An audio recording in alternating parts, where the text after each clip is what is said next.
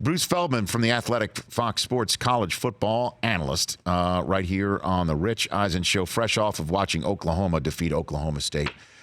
You know what I'm saying, Bruce? Are we going to see more and more of that, you think, this time around? With kids deciding to sit out games that aren't in the college football playoff?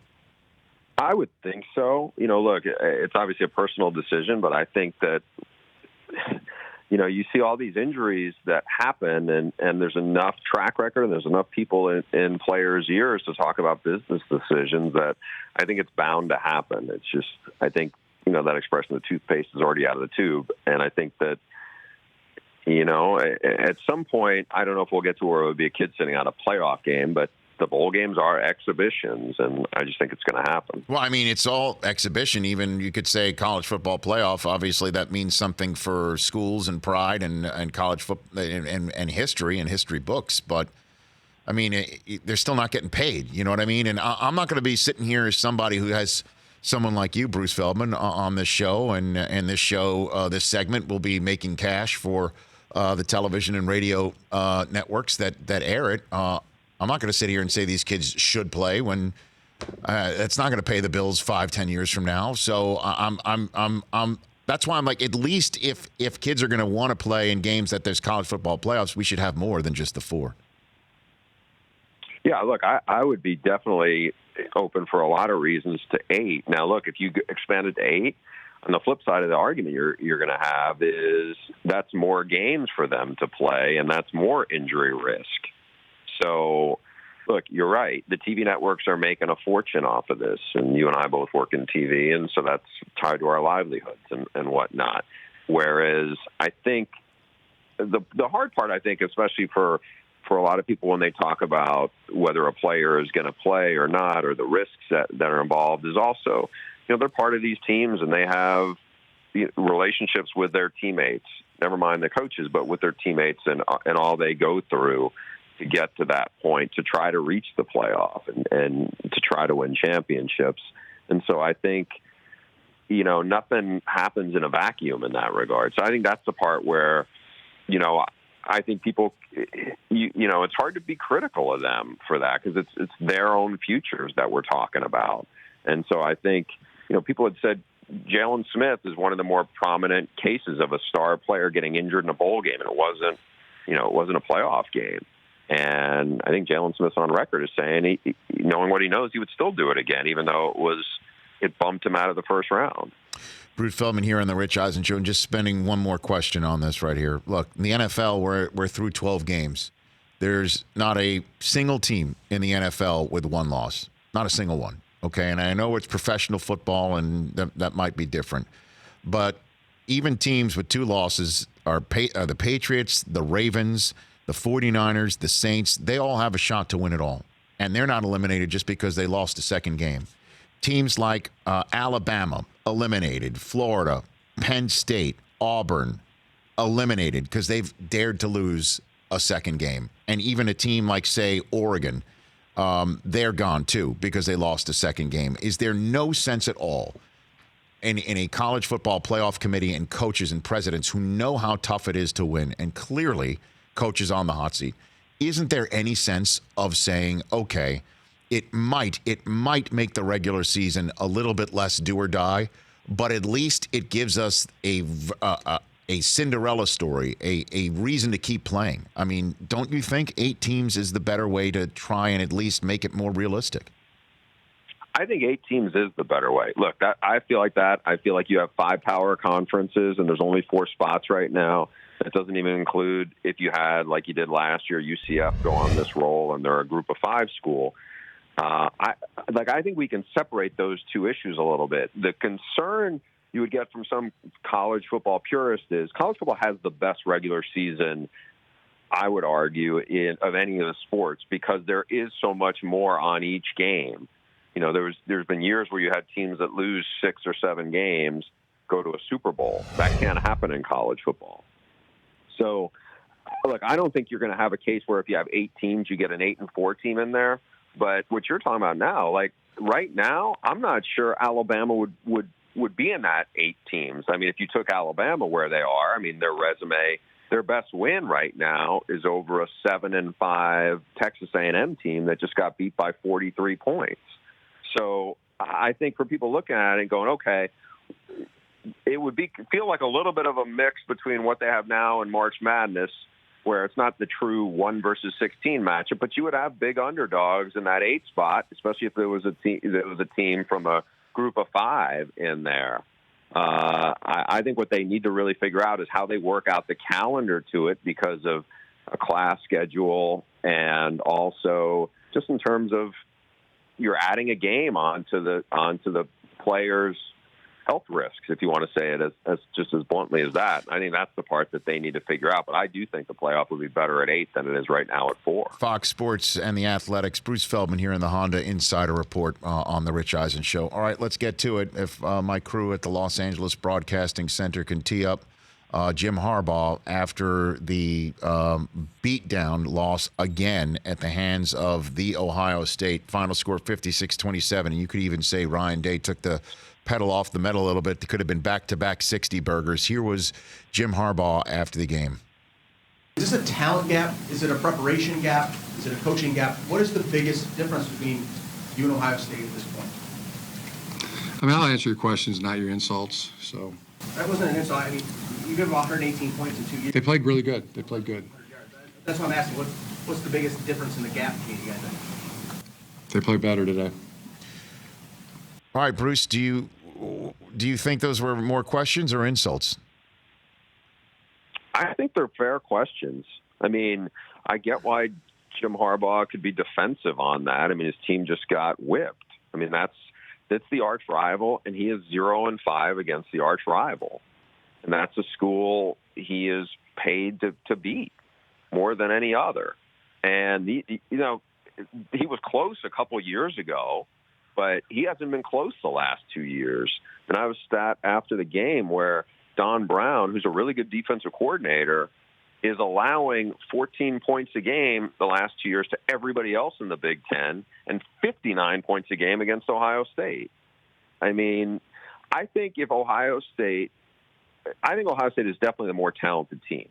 If Michigan had played closer to a perfect game, if Shea Patterson doesn't fumble in the red zone, if they don't have the offsides on a 4th and 4 on a punt, and so they don't give them the ball back, I think they have a decent chance to at least make it a game in the 4th quarter.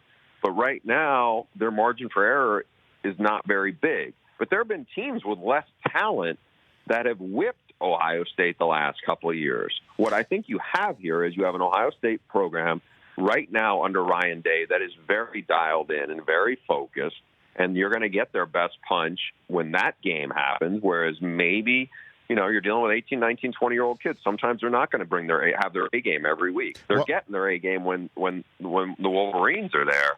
And I don't know, at some point I would think Michigan is going to beat Ohio State. I just don't know when, because Justin Fields is coming back. There's still a lot of really good players at Ohio State are coming back, and I think they're recruiting at a little higher level than Michigan is. Well, so, I mean, here, just let me stay a little bit here on this with you, Bruce Feldman, Honda Insider Report. Here, I just, because I hear that a lot too, that as well, that hey, Purdue got them and waxed them. How come Michigan can't? And I throw that out because Ohio State isn't circling the Purdue game the day after they finished playing Purdue for the next year. They're not walking around saying it's Urdu week because they refuse to say the letter P. Okay, it's just not the same. Now, my question is when it comes time to beat Ohio State, you say, will it happen? Is it with Jim Harbaugh there? Is my alma mater considering something that the fan base thinks unfathomable or used to back in the day? Who are you going to bring in who is, I'm not saying that there aren't great coaches out there, but who can you get who would make you have more confidence that, okay, this guy is going to get it done? I understand. I hear you. There isn't that guy. Now, you can shuffle up the staff, and Jim did. He brought in Josh Gaddis for the offense, and I think there's been some positive strides in the second half of the year. I don't know what they do on the defensive side of the ball because they weren't getting enough stops. They give up a ton of big plays. I know Don Brown made some adjustments. I don't know what they do on that. But Jim Harbaugh is a really good coach. Right now it's going to take somebody having a great effort to beat them, because you're right, that there's a difference. When Iowa whipped Ohio State a couple of years ago, we had the game the following week for Ohio State, and one of the Ohio State coaches had talked about and told me about, I saw it in their eyes and their body language in warm-ups. I was like, oh, bleep, we're in trouble, because you can't go sleepwalk against the Kirk Ferentz Iowa team in Iowa City. They got punched in the mouth for 4 hours. They're not going to bring that attitude against Michigan for all the reasons you said before. So you're going to have to up your game to a much higher level, and right now they're not there. Michigan is a 9-3 kind of team, and if you're going to beat the arch rival when you're going to get their best shot, you better have Clemson-level players or LSU-level offense execution to be able to go toe-to-toe with the Buckeyes. So you think the 2020 opening season coach at Michigan is Jim Harbaugh? Yeah, unless he has some kind of health issue or something we don't know about. Or the NFL knocks on the door, and I don't know. I mean, that's happened before. I mean, I don't know. You and I have had this conversation before. Jim Harbaugh has always been seen as the ultimate competitor. Yeah. The ultimate competitor can't walk away and live with being, I was 0-5 and I got my butt kicked the last 2 years by Ohio State. You're going to go back to the NFL knowing that wound is open? Hey, look, Bruce, the thing is that I'm not reading about any scandal where kids are doing something stupid or they're cheating and they're winning more often than not, and he's the quarterback that was my first ever quarterback at Michigan. I want them to win with him. I don't want him going anywhere, and I want a foot in the ground, and I want – to use a phrase that you said, Clemson-level recruits, and then find the quarterback that's the difference maker, right? I mean, find the QB that looks like Fields and Jalen Hurts, and find me the guy who looks like Fromm, Nix. I mean, I can go on and on. Tua, Lawrence. Like, put that guy in the wing helmet, find him, and let's roll. Like, that maybe is the answer, right? Yeah, I mean, look, I thought Shea played pretty well, except he had a costly turnover. And again, that margin for error, and I think the reason why the margin for error is so thin at this point is because Ohio State has a lot better. They have real difference makers on defense, and a bunch of them. I mean, if you were to ask, and you could ask Mike Mayock or Daniel Jeremiah or one of those guys who's really dialed in on this piece of it, you ask them, of the starting 22, how many guys at Michigan who they put out on the field would probably start at Ohio State? I'm not sure there would be more than 2. I mean, maybe there's 2, 3, 4. That's not a lot. And we're talking about, and there's going to be some positions where it's a toss-up guy. You know, Michigan has some good offensive linemen. They have some good defensive linemen. They don't have any Chase Young. They don't have any Jeffrey Okudah. And the receivers are good, but, it's like where they're good, Ohio State is deeper at it. Michigan has some good receivers. Ohio State has more good receivers. Michigan has some good D linemen. Ohio State has Chase Young and way more D linemen. And I just think that that's the part where it's the recruiting, it's the development, and, again, it's the difference between a good program right now and a great program. A couple more minutes left with Bruce Feldman, Fox Sports and Athletic on the Honda Insider Report. All right, I'm going to give you an impromptu poll question, Bruce. There's 4 choices. Urban Meyer will be, in 2020, still on Fox, the head coach of the Dallas Cowboys, the head coach of the Cleveland Browns, or the head coach of USC football. Which one's the most likely of them all? I think Urban Meyer will still be on Fox. And Really? Here's why. And again, I work at Fox, so people can certainly take this with a grain of salt. Sure. But we do our conference calls every week, part of our studio group, and I'm on those calls.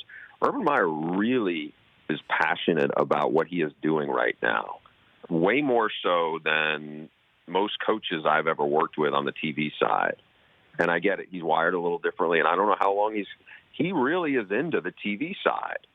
So, again, that's not to say that he may never, he's competitive as heck, and he's going to probably want to coach. He's also the guy, though, that probably is not far from his mind. I mean, we did a couple of his games where he was down on one knee in agony last year.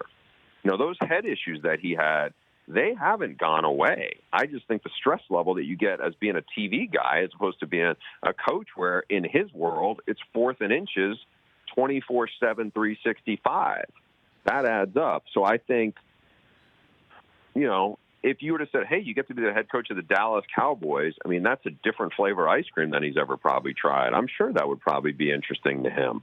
I don't know if he would do it. I mean, but if I had to guess right now, I think he comes back to TV next year. Okay, and Clay Helton is the coach of USC, and if not, who do you think is? Sure, man. I don't know. We did a story last week on The Athletic how the leadership at USC with the new president and new AD really like Clay Helton and are comfortable with him. But I think there's pressure mounting from some of the big money people to go, you know what, we've seen this movie before. We don't think we like Clay Helton as a human being. We don't think he can lead us to a national title. Could he get us in the playoff? Yeah, maybe, because we're good enough. But I just think there's going to be a lot of pressure in the next, 24, 48 hours for them to try to go in a different direction. But, all I was told, even as recently as yesterday afternoon, was no decision had been made to do anything on that front. And so if they were going to do something one way or the other, you think they would have been figured it out by now. But at this point, I think it's still a, something they're trying to sort out. And then wave a wand. Let's wave a wand, you and I. It's now 1 week from today. And we're talking about the 4 in the playoffs as who? Bruce Feldman.